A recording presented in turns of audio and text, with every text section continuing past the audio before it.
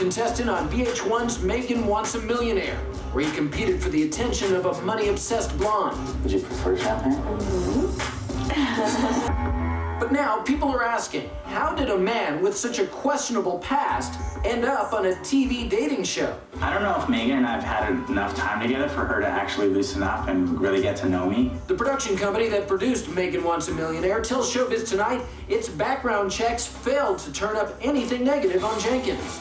VH1 has now canceled that show. Hey guys, it's me here, Comrade Lavender here, and I'm back with another YouTube video here. Today, I wanted to talk about the downfall of the VH1 reality TV show network because of the Ryan Jenkins murder and other drama that caused the ultimate downfall of the TV network. But before we get started, all my YouTube videos related to this topic will be on the screen right now if you would like to check them out. So let's get into this YouTube video topic. True Crime: The Murder True Crime Case that changed the reality TV scene forever and unlimitedly led to the downfall of the VH1 TV show network. Jasmine Fiore and Ryan Jenkins had a chilly marriage for such a hot couple. Her modeling and commercial work helped sell everything from swimsuits to phone sex. Come on guys, get out your cell and text GIRL to 85,000 and chat with wild singles like me right now. He'd sent women's hearts racing on reality TV. But together, friends say they were a terrible and volatile mix. On August 13th, as they'd planned, Ryan and Jasmine checked into the L'Auberge de Mar Hotel in San Diego. And soon afterwards, Jasmine disappeared. Later, Jasmine Fiore's body was found inside a suitcase left inside a dumpster. The fingers and teeth were removed. Authorities were only able to identify the body by the serial numbers on her breast implants. VH1. The reality TV network was standing for video hits. One was launched on January 1, 1985, by Warner-Amex Satellite Entertainment, acting as a sister channel network to the already successful MTV channel network. While MTV targeted a more young demographic with rock and pop, VH1 was created to target a slightly older audience, 25-45, by playing lighter, softer music videos. VH1 took over the channel's space of the failed cable music channel, a Turner Broadcasting project. The very first video aired was Marvin Gaye's performance of the National Anthem, setting a tone that differed from MTV's rebellious, high-energy launch. The focus was on adult contemporary and pop music, featuring artists like Elton John, Billy Joel, Tina Turner, Carly Simon, and Sade. By the mid-1990s, VH1 suffered a ratings decline and rebranded in 1994 to VH1, Music First. This pivot away from pure music videos towards story-driven music content is what laid the foundation for their later reality success. This show added ironic, trivia-filled bubbles to music videos, proving that viewers enjoyed commentary and context over simple music video consumption. Behind the Music, 1997, this documentary series was a massive success, bringing high drama, scandal, and personal struggle to the forefront of music television. It shifted the focus from the sound of the artist to the drama of their lives. I Love the 80s, 2002, a 10-part series using nostalgic pop culture, which became a blueprint for witty, commentary-driven programming. By 2003, with ratings for Behind the Music declining, MTV Networks programmer Brian Graden brought in a new strategy to focus on iconic pop culture and celebreality. Just off this remote tropical beach, 17 former Celebreality cast members are about to start the adventure of a lifetime. It just so happens that they all have one thing in common. They all went on television looking for love. Kiss me, 20-pack. I'm a little nervous. That's a big step for me. I think at this point, there's a lot of deep-rooted issues there that need to be addressed. Your Torrance here. The prize is money. Specifically, $250,000. In the end, only one person will be left standing and $250,000 richer. I don't want to see you no more because it hurts. You talk too much. Shut up. $250,000, good Treat you like the punk you are. You are spineless. Don't call me spineless. Call me. VH1 launched a block of reality shows featuring, or centered on, celebrities, the Surreal Life, 2003. This was the catalyst putting faded celebrities together in a house to see what happened. Flavor of Love, 2006. Following a cameo on the Surreal Life, rapper Flavor Flav's dating show became a massive ratings hit, spawning a whole universe of spin-offs. I Love New York, 2007-2008. Spawned from Flavor of Love, this spin-off held records for the highest-watched series premiere in VH1 history at the time, Rock of Love, 2007. Featuring rock singer Bret Michaels of the 1980s band Poison, this show continued the trend of dating-focused, chaotic celebreality. Real Chance of Love was a 2008-2009 VH1 reality dating series starring brothers Kamal, Chance, and Ahmad, Real.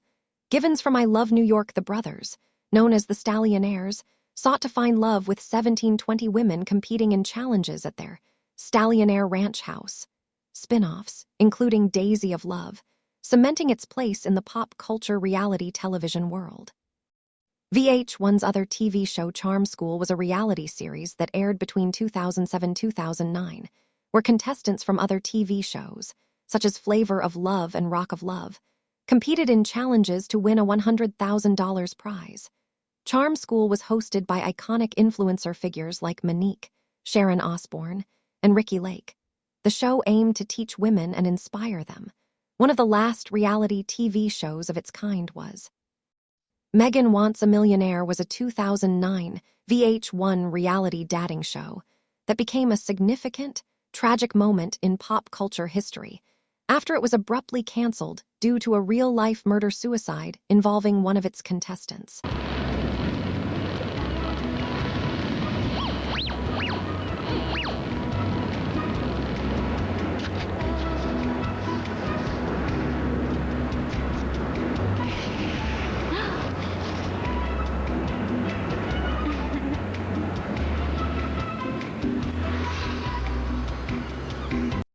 VH1 found Megan Hosserman, a former Playboy Bunny model who appeared on Season 3 of the WB-turned-CW reality TV show competition Beauty and the Geek.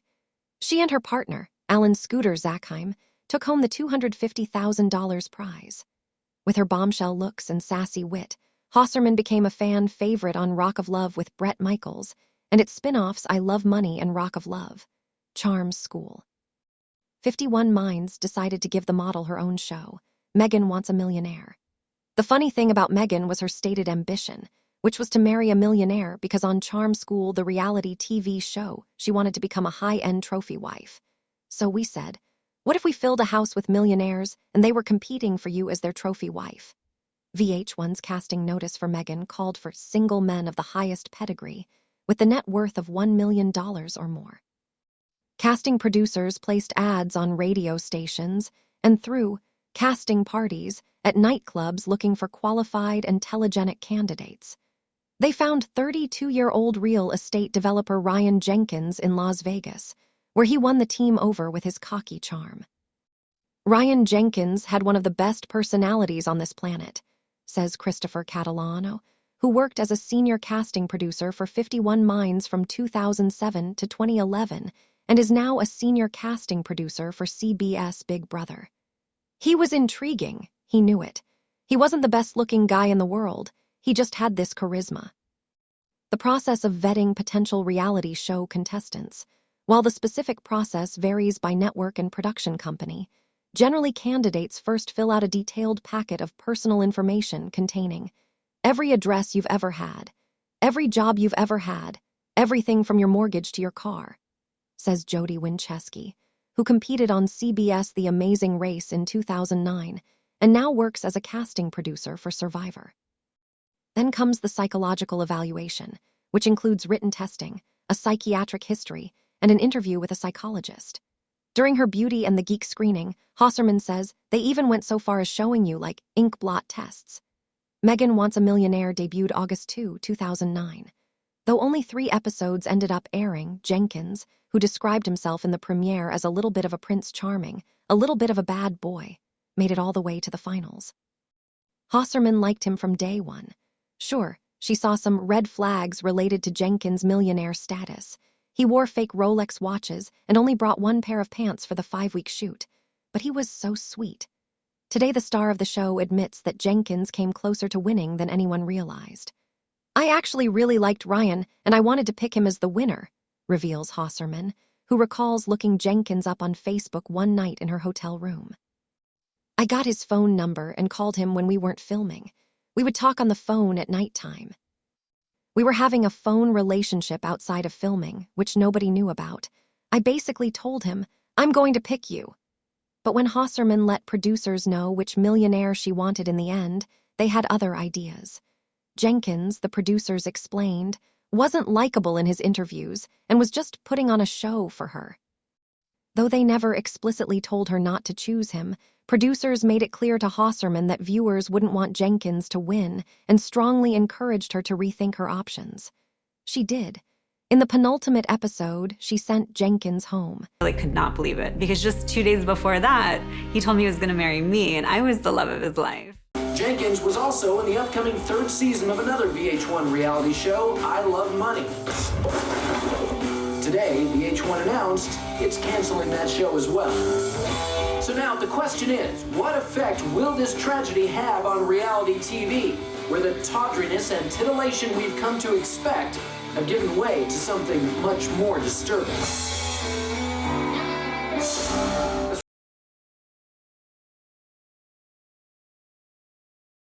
"He was really upset," says Hosserman, "and I was upset also." Before Ryan Jenkins murdered Jasmine Fior, his wife of 5 months, he called her repeatedly from the Mexico set of I Love Money 3. The year was 2009, and Jenkins, who had married Fior in Las Vegas shortly after filming another VH1 reality series, Megan Wants a Millionaire, was determined to win the $250,000 prize for his new bride. Kept telling her on the phone, "I'm going to win this, and you and I are going to have the life I've always promised," recalls Mark Cronin, co-founder of 51 Minds Entertainment, the production company behind Money, Megan, The Surreal Life, and the majority of VH1's wildly successful celeb-reality shows of that era. Then he would ask her, "Where were you last night?" Because he's in Mexico shooting the show, and she lives in Las Vegas. He was very jealous and very suspicious of her.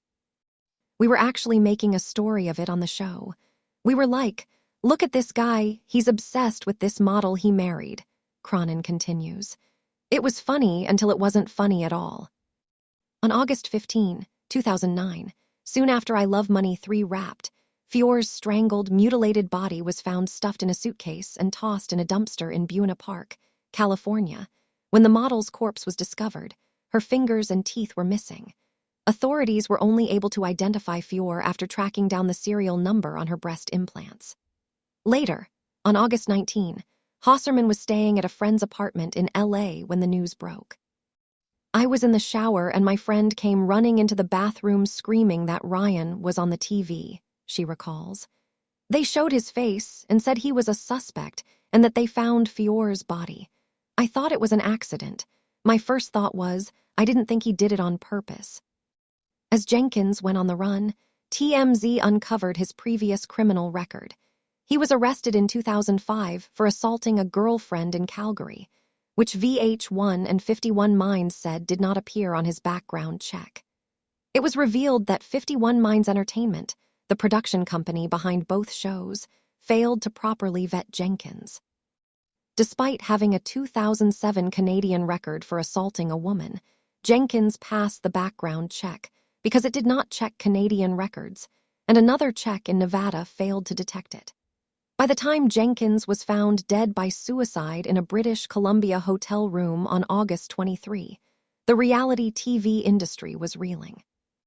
Though Jenkins was never violent on the set of Megan Wants a Millionaire or I Love Money 3, the fact that he murdered Fior so soon after filming 2 reality shows inextricably linked his crime to the booming TV genre. Within days, the media backlash began. "How did model's accused murderer get on TV show?" asked a headline in the Los Angeles Times, while the New York Times ran a piece called "Killing Raises New Reality TV Concerns." Awash in negative press, VH1 issued a statement distancing itself from Megan Wants a Millionaire, calling it an outside production, produced and owned by 51 Minds, and took the show off the air. 51 Minds, in turn, distanced itself from the firm Viacom hired to do Meghan's background checks. According to collective intelligence, Ryan Jenkins' criminal record in Canada escaped notice as a result of an error by a Canadian court clerk. The outcry that followed were reality TV shows doing enough to keep contestants safe. Other incidents on other reality TV shows on VH1, the TV network, include. And so a couple hours later, I'm getting ready, and he comes in and he goes, okay, so Natasha's going to have this part where she's going to speak. And he goes, I want you to start talking, saying about her porn, saying like, hey, you had to do a porno to show that you're a woman. And I was like, well, okay, I didn't know anything. So I get out there, and I'm thinking that she's been made aware of this, like I've been made aware of this, kind of like a scripted scene, which we've done multiple times. And so when I said that and she stood up, I just went like ghost face, like what is going on? And then I just remember just her coming at me. Hold on. Because what? Wait, stop. What? You do porn? And 6 figures, baby. Okay. 6 figures. Yeah, Hold on. but 6 figures. 6 figures. Okay, Nathaniel. Nathaniel, what the fuck do you have? No idea.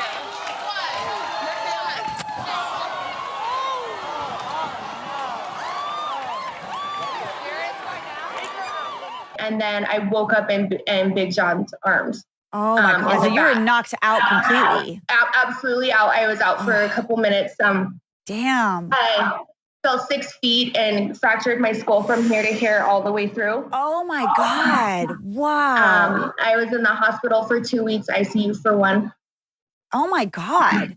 It was a very serious injury. The doctor said if I get one more blow to the head, it could kill me. Based on discussions from fans and cast members, including reflections shared on Lacey Connor's Talk of Love podcast, it has been discussed that Kelsey, who was egged on by grimy, shady reality TV producers to call Natasha a black woman who appeared on Rock of Love Season 3, anti-black, and transphobic comments during the reunion. At the reunion, Natasha from Rock of Love bus pushed Kelsey off the stage during the Rock of Love reunion, resulting in a traumatic skull injury for Kelsey. Kelsey was, according to her own account, was encouraged by producers to say things, under the assumption that Natasha already knew what was being planned and thought it was scripted. It was mentioned in fan discussions that Kelsey continued to suffer from the effects of this head injury, and that producers allegedly downplayed the incident at the time and allegedly only paid her medical bills, but no lawsuit came out of it. And in another incident, freaking in a lot of trouble right now with the law, and if I win, I could pay for my lawyer. I have a really, really bad anger problem. Then I did another show, which then they brought me back, and I did 2 more shows after that. The same show or just different shows? No, they spinoffs. Okay. So I ended up doing Charm School and then I Love Money. And from that point, I was still just banking off the, doing that. And then I got in trouble. What was the trouble?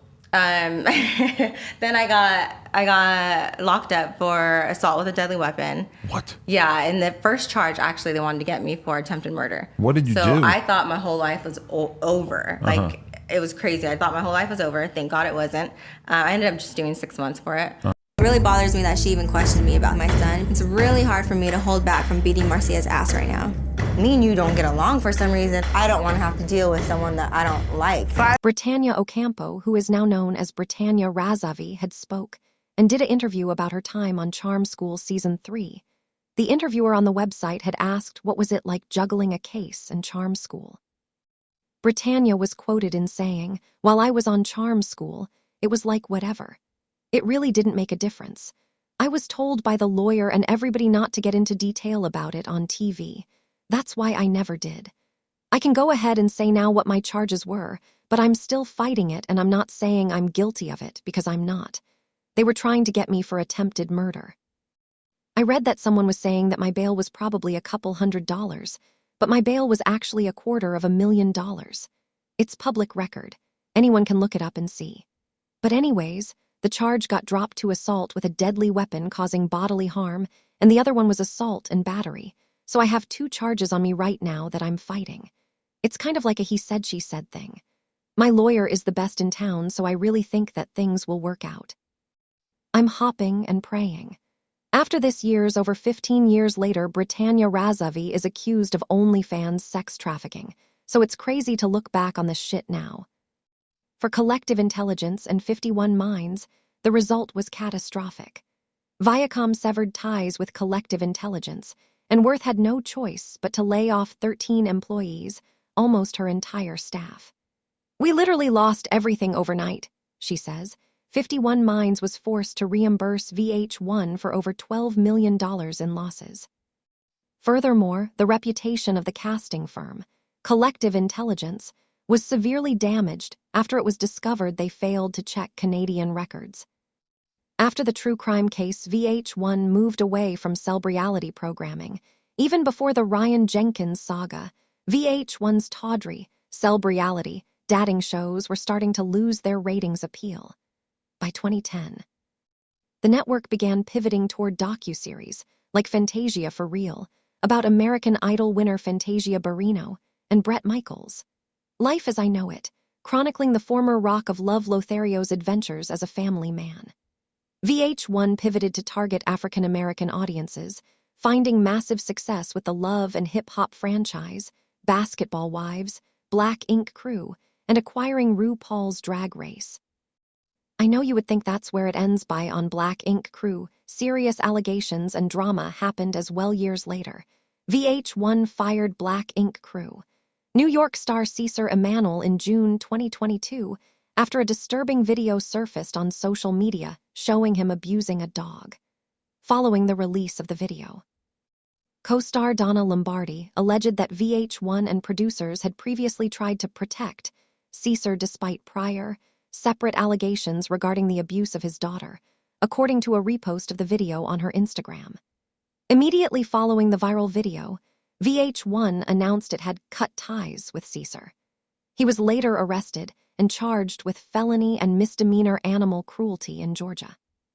Taddy Ritter, another cast member, also highlighted the disparity in the response, noting that VH1 acted quickly to drop Cesar over the dog abuse video, whereas little action was taken when his daughter accused him of abuse, according to an Instagram live post.